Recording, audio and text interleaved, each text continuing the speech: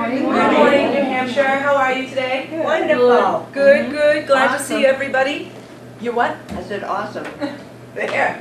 There, let me pack up my stuff. My name is Alicia Seaver, and I am here at the Hudson Senior Center on behalf of Bridges by Epic at Nashua. We're opening a memory care assisted living on Amherst Street in what, 2 weeks? We move our first resident in on August 22. So it's a wonderful thing. It's a beautiful project. I understand that there are some people here that may not have a memory impaired person in their lives, and that's wonderful if you don't. And I understand that there may be people here that do. If you have an opportunity to at least come by and see the community, it would be worth it for you. It is magic for memory impaired people, and I want you to see it. So we have 2 open houses scheduled for the public. One of them, we'll get the dates to you afterwards, but I'll tell you now. One of them is on 8/11 at 4 o'clock, and the other is on 8/13 at 10 in the morning. It's a Saturday. So you can come in and look around and check us out. How's that? In the meantime, when we come into any market where we're going to open a community, we offer education and support to people within the community. Whether or not you ever have a loved one that lives with us, we still want to support you and our cause, which is memory impairment. Alzheimer's and its effects on the family. Alzheimer's disease is often called a family disease because the chronic stress of watching a loved one slowly decline affects everybody. Everybody. No one is exempt. Grandchildren, great-grandchildren, neighbors, people at the local senior center, anywhere. So what we're famous for is understanding that from the beginning. And we don't just embrace memory impaired people, although that's our niche, we embrace the family. And we host sessions like this because we also believe, part of our mission says, if we educate you, we're empowering you. And we also host support groups once the community is open. We'll host support groups, and those are open to people in the community, whether or not they have a loved one that lives with us. So to know us is good. We're a resource for you. There you have it. And this will be my last day. The impact of Alzheimer's. Alzheimer's disease affects every aspect of life for the person with the diagnosis as much as the family. For families, the changes in their loved one's personality and independence can be upsetting and overwhelming. I am very sensitive to families, truth, on a serious note. And I made a conscious choice to serve these people, to serve memory impaired people. I also understand that there are a great number of spouses that don't choose or make this choice that are living it now. So I'm here to support them and educate them so that they can be the best that they can be in the role in which they need to serve. Make sense? Good. Good. Early effects. Early effects for family. Receiving the initial diagnosis is traumatic for everybody. Nobody wants this. I haven't met a memory impaired person yet that told me they were very excited about having Alzheimer's. And I haven't met a family yet that said, boy, this is a wonderful addition to our family. This is tough stuff to live. Early effects consist largely of processing the diagnosis, learning about the disease, and preparing for the future in a way you never thought you were going to have to. Family members need to learn to differentiate between the disease and their loved one in order to keep from internalizing their loved one's actions as purposely inflicted wounds. So, for example, I have not come across a disease yet that doesn't come with symptoms. Every disease out there has symptoms. Alzheimer's has symptoms. Some of them you're aware of. Some of them you're not. What we need to remember as family caregivers is that there is a huge difference between the person and the symptoms. So when someone with Alzheimer's does something that doesn't make sense or that we don't understand, we don't want to personalize it. It's the disease. In our most challenging moments, when we are so frustrated, this is what family caregivers need to think about. Is it him, or is it the disease? The other thing that's important for people to remember is that memory impaired people are people. And they feel just like we do. And they don't mean to say and do the things that they oftentimes say and do. And we need to separate so that we don't end up with a resentment with the person we love most on this earth.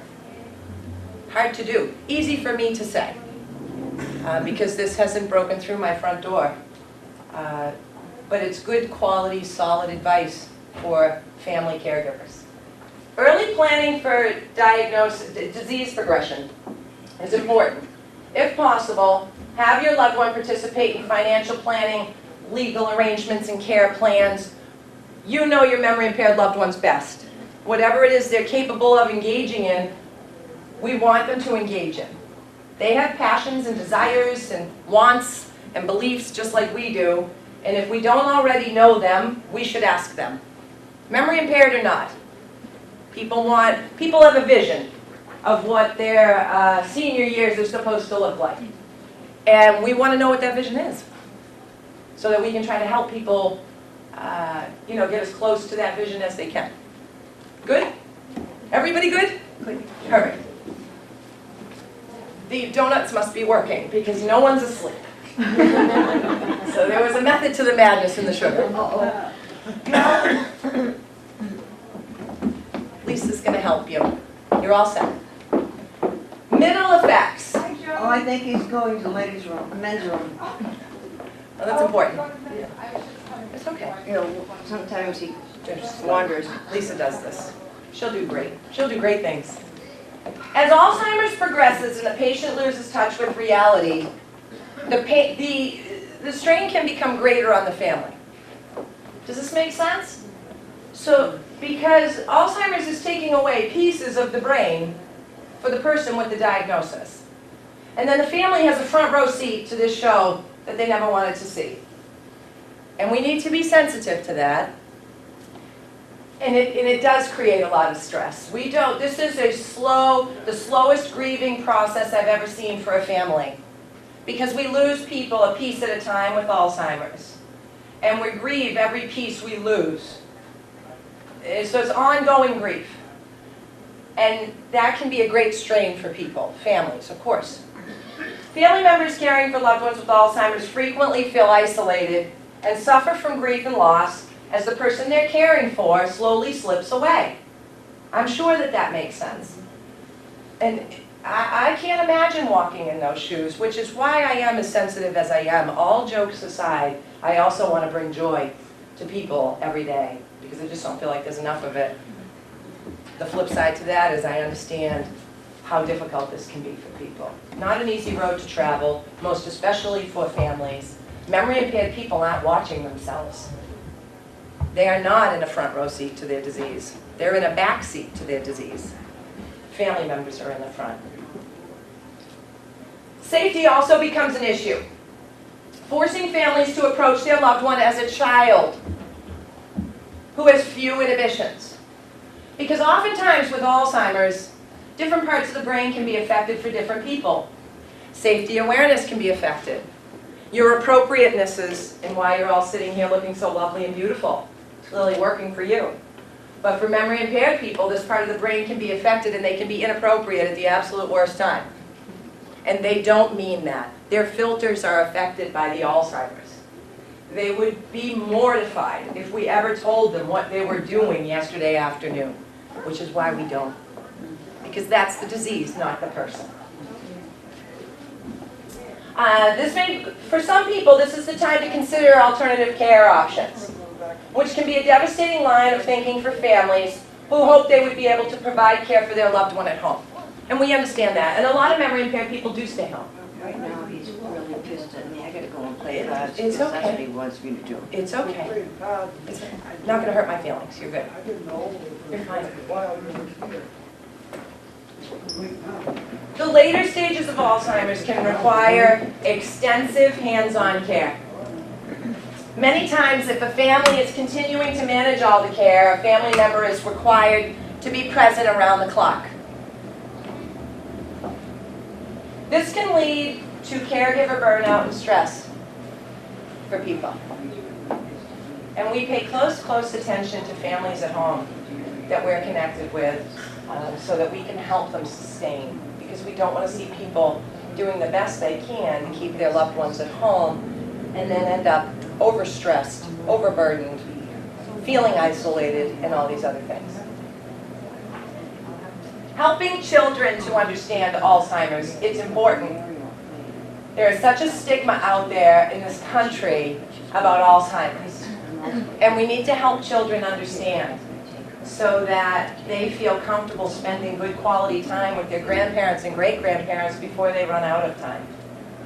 And because they're the only people with the rich data, and we want it as a family. Children often go through feelings of confusion, grief, sadness, anger, resentment, and/or embarrassment when their grandparents or great-grandparents show signs of Alzheimer's. I see that on a regular basis, and that's hard for me. So what we do is we educate families from the front. When we have an 86-year-old fellow move into one of our communities, we not only meet his bride, we meet his adult children, and we meet the grandchildren, because we want them to be a part of our equation. We know that it's going to help create a wholesome care plan for the person that's memory impaired, and just a little education goes a long way. And there is a way to educate children.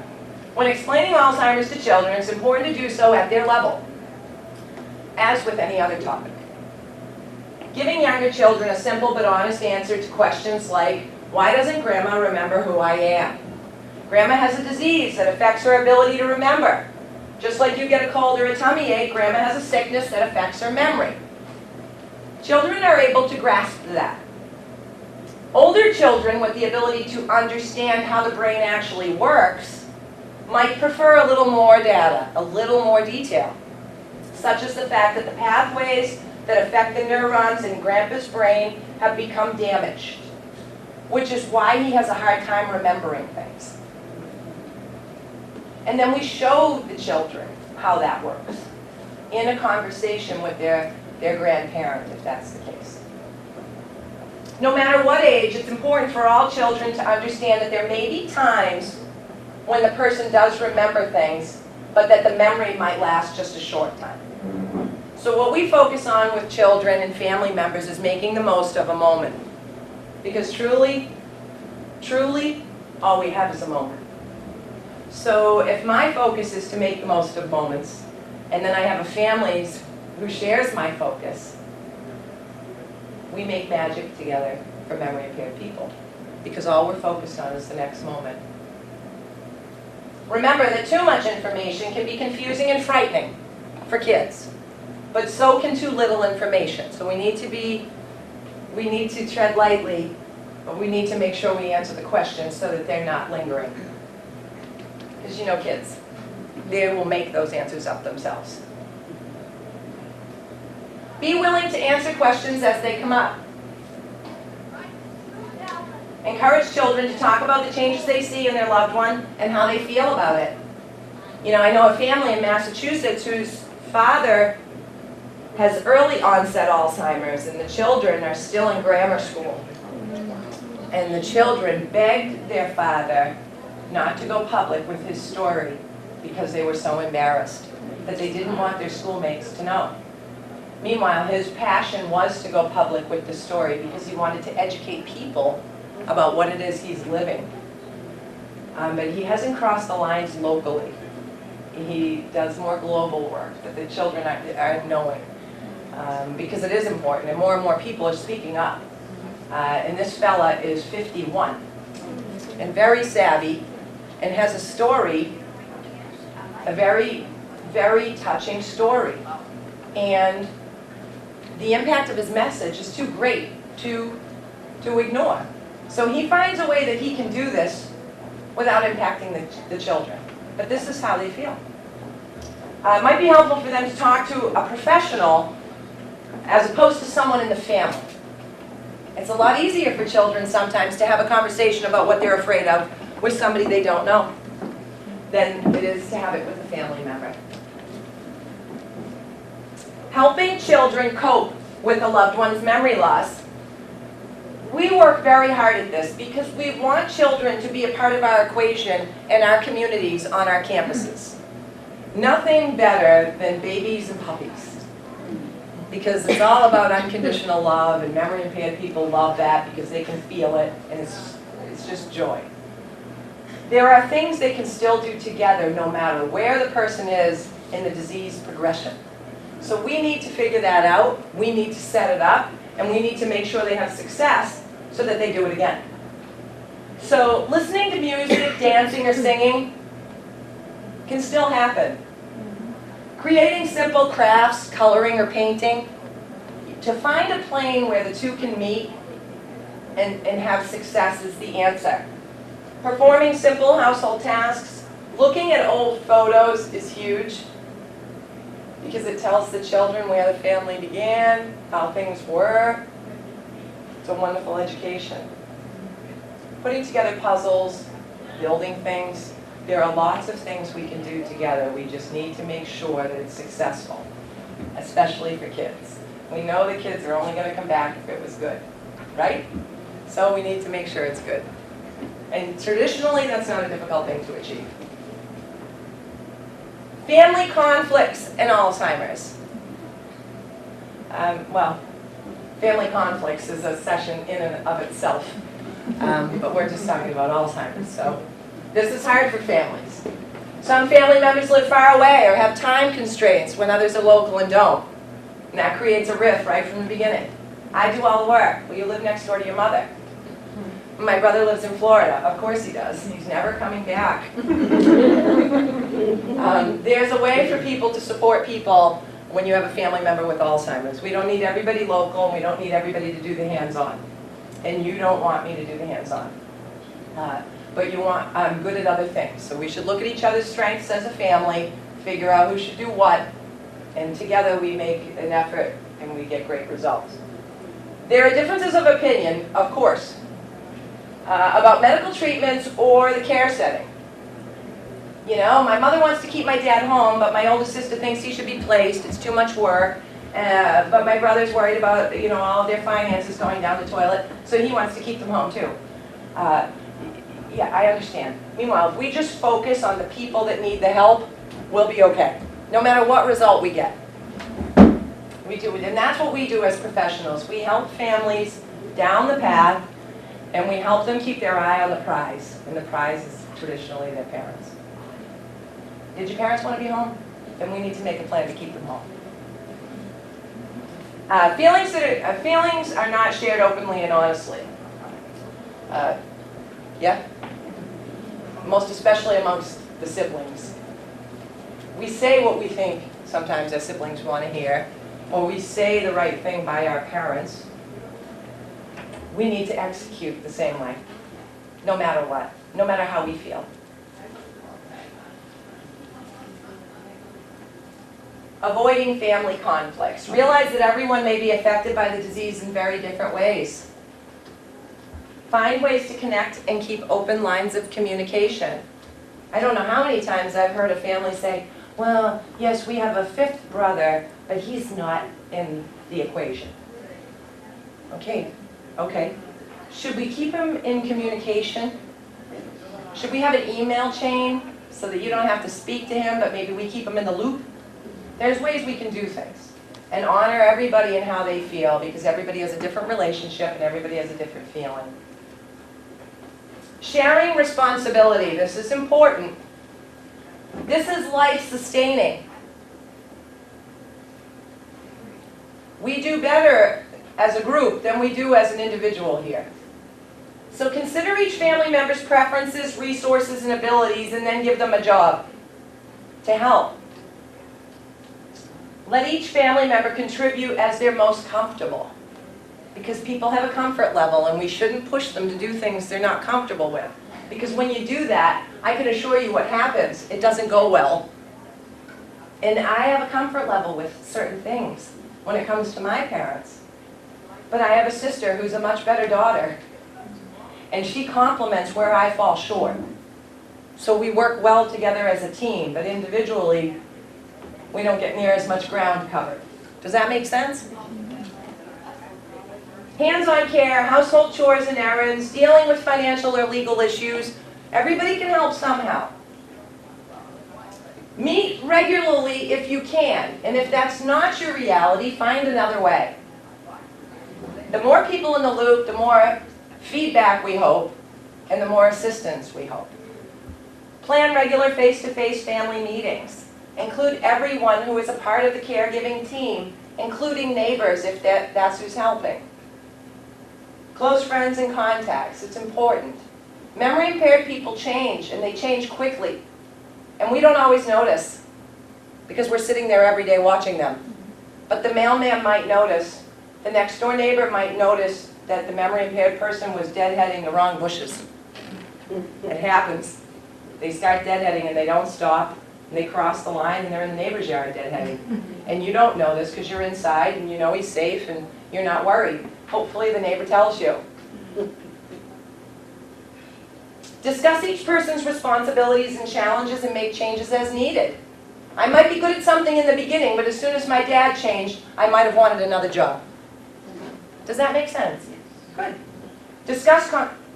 Consider conference calls or web conferencing or a group email. I know families that are doing this group texting now. It's a wonderful thing.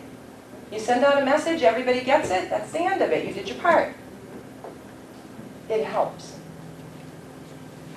Share email updates with the entire family, especially after visits. If we have a memory impaired person living inside of a community and somebody visits and notices things during their visit and doesn't report them to the rest of the family, and then I go for a visit 2 days later and I say, oh dear, there's a dramatic change. Why didn't I know? So it's good, open dialogue is key. Never mind the family blog, nobody here is going to do that. If family meetings turn into arguments, because they sometimes can, consider asking somebody else to sit in. And they don't even have to engage in the conversation. We're asked to do that a lot. And it's not my business to tell a family how to do something. But it is my business to sit there and listen and support them. And it's funny, when you bring a professional into my family equation, we all know how to be appropriate. All the other shenanigans seem to fall because our parents raised us well, and we know how to behave appropriately when we're supposed to. So putting somebody else in the equation helps drive good results. Good? Perfect. Be honest. Talk about your feelings in an open, constructive manner can help diffuse tension. If you're feeling stressed or overwhelmed, say so. And then work together to brainstorm effective ways to share the burden of care. Here's the thing. You can be a rock star at caring for your significant other with Alzheimer's. And I'm sure that happens. I'm certain it happens. And then the person with Alzheimer's can change. And then your job changes. And it can become much more challenging for you. All you need to do is say the word. And then we're going to support you, but we're going to support you differently. Because you're telling us there's been a change. So talking about how you feel and staying honest and open is key for your sustenance as a caregiver. If you're feeling stressed or overwhelmed, yes, read it, oh dear, dear. Be careful not to blame or shame people. It is hard. Just write it down. Don't say it. Or call a girlfriend. You know, and you know, it's interesting. We've learned this because parents don't always want the adult children. I'm living that now. The flip is, it's important not to blame people or shame them. We don't want them to retreat. And that's what's going to happen.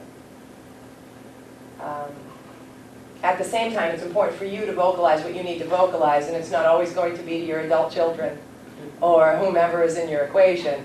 You know, I don't vocalize my every feeling at home, or they'd probably ask me to leave. But that's why I have a girlfriend, and that's why I have a sister.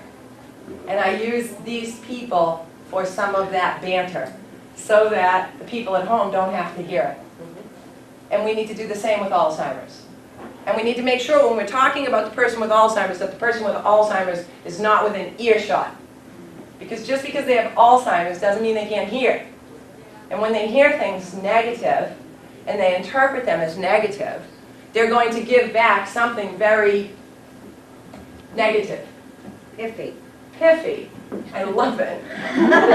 You're so much more polite in New Hampshire.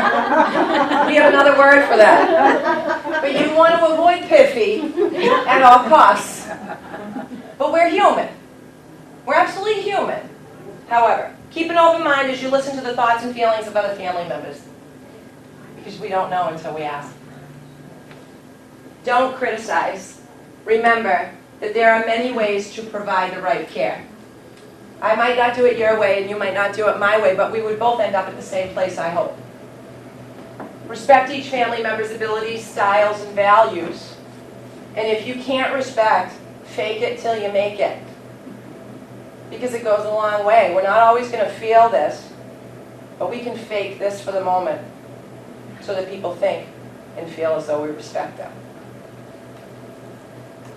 Be especially supportive of family members that are responsible for the daily hands-on care. That is the person at risk. We don't spend near as much energy worrying about memory-impaired people as we do the caregivers that are at home doing this alone. Traditionally, those are the people that get ill. Traditionally, those are the people that are so stressed they can't get in the car and drive to the store. These people are so overtaxed, and they're not telling us because that's what our culture taught them to do. And they're home hurting and isolated. So we should be very sensitive when we sit down next to somebody that we don't know. Very sensitive to what it is they lived last night with Alzheimer's. Consider counseling. Here's the thing. I know that I might as well bring you all water and tell you to drink 16 ounces of it. You're not a culture that does this. I understand that. The flip, though, in 2016 is that there are people out there, professionals, that now specialize in Alzheimer's. They are going to understand what it is you're living, and they're going to help you. So it's just an option. Consider joining a support group. When we open the community on August 22nd at 575 Amherst Street in Nashua, likely September, we will have a support group in place. And we host several different support groups, and I'll explain to you quickly why. We have one support group that is specific to spouses, because their grief and their stress is very different than the grief and the stress of the children. And you really shouldn't be at the same table sharing your concerns, because you don't want your children to hear you, and your children don't want you to hear them. So we host a support group specific to spouses. Then we host another one that's open to anyone in the community that needs support. The third one that we offer is to the memory-impaired person. We host support groups for them because they need to vocalize. They need an opportunity to vocalize how it feels for them, because they have feelings too. However, just things that can help you. Remember, working through challenges and conflicts together can help you move on to the most important thing. Caring for your loved one and enjoying your time together as much as possible. I would think, most especially with this group, that this is the most important thing for people. We're running out of time without Alzheimer's. One of my brothers told me the other night that I was on the back half of my life. I couldn't believe he told me. He said, you know, Alicia, we're on the back halves of our life. Oh, hold on a minute. You may be on the back half of your life. I feel like I'm just starting out. We're all running out of time. No matter what, a number is going to be called, and we're going. What we do now is what is important. And if you can spend 3 less minutes in conflict or stress, and 3 more minutes of joy with your bride, or your parent, or your neighbor, let's be about that in New Hampshire.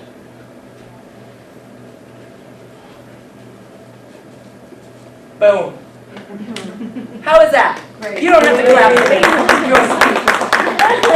So here's the thing. We don't ever do, in my equipment, thank you, dear. Dear. We don't ever do a presentation where we don't open it up for people to ask questions. Couple things I want to alert you to. Lisa is here. I work with Lisa. If you'd like to have a private conversation about challenges you're going through, you're in good company here between your senior center and us. We're a resource for you. We're not looking for the next move-in. We're all set. We've already got them. But we are here to help you. So if there's something you don't want to say aloud now, I completely get it. We're very easily found. Lori knows clearly, or I wouldn't be here. How to find us. You can jot questions down. If you'd like us to come back and present another topic to you, I am open to that as well. Because I think information is power, no matter what. Most especially about this. This is going to be the closest thing to a pandemic you've ever seen in your life. And every 5th or 6th mailbox in this country has somebody memory impaired behind it. So the more information you can get about it, the better. Do you have questions that you'd like answered now? I dare you. Okay, I guess I don't know how to put this. I'm not dealing with the Alzheimer's yet, but I'm also dealing with a husband who's had a stroke. Sure. And a lot of this, this was really helpful to me because Good. I find myself, you know, why is he saying that to me? Why is he doing that? And just listen about the spending the 3 minutes of time and not the conflict, and which I've kind of been going through a thing with myself, trying to reevaluate me to see Sure. how I could be a better person. And that's one of the things I'm finding is that don't get into the conflict. They just say, I'm sorry, I don't want to hear this now, and walk away. So I'm finding a lot of the things that you said there really Can help you. helps me. I think that's great. Also, I had a brother that they didn't say he had Alzheimer's, but he had dementia. What's the difference between dementia and Alzheimer's? So the question, several questions just came up. The first one is, good news is I helped you, so I get to keep my job another day. I was waiting for that, thank you. Several things, but the one thing she asked is, what's the difference between dementia and Alzheimer's? And I'm sure they're terms you hear a lot. Dementia is a very broad, general term that just describes what it might be like. You know, memory challenges that interfere with somebody's daily living. It's a very broad, when I hear dementia, I think you don't know what it is. Because there are over 100 different dementias on the table in this country right now. It's not all Alzheimer's anymore. It's not. There are things out there, you know, Alzheimer's makes up the bulk of the people. There is no two ways about it. 50 to 80% of the people with dementia, it's Alzheimer's. But then there are others. Some of them reversible that you've lived, like a vitamin B deficiency or a urinary tract infection, these kinds of things. Second to Alzheimer's is vascular dementia. Vascular. Cardiac. Sometimes driven by a stroke, blood pressure issue, cardiac-driven issue. My brother was smoking. They said his veins were so filled with smoke that he just... So, the flip is, this data and us supporting each other can apply to any, not just to Alzheimer's, to any of these dementias. There's nothing easy about having Parkinson's disease dementia. Nothing for the family. And, you know, when dementia comes knocking on a family's door, it will affect everybody, whether they tell you it is or not. You know, But we need to open our minds to understand that it's not just all Alzheimer's anymore, because it's not. So Alzheimer's, like I told you, most prevalent. Second most prevalent, vascular dementia and Lewy bodies dementia. Then there's this alcohol-driven dementia that's climbing up the charts, called Korsakoff's. A lot So- of your veterans get that. A lot of veterans get that, says the front row. It should not surprise us. No. However, so you get the drift. The flip is, when it comes to the effects on a family, it doesn't matter which one it is to get everybody in the circle. That's all. Sure. What else? Is there anything else? It was my pleasure to be here with you this morning, and not just because I had a Boston cream. I love Hudson, New Hampshire. You're special people, and hopefully you're going to have me back. We'll figure it out. Thank you so much for giving up some time this morning. I appreciate that. Thank you. You are a gem. Thank you. Thank you. It's great having you here. You know what? Thank you, yeah, absolutely. Here I we go. wasn't gonna say. Thank you for coming. Thank you for coming. Yeah. Did you get- I would have shown up anyway. Good stuff. Thank you so much.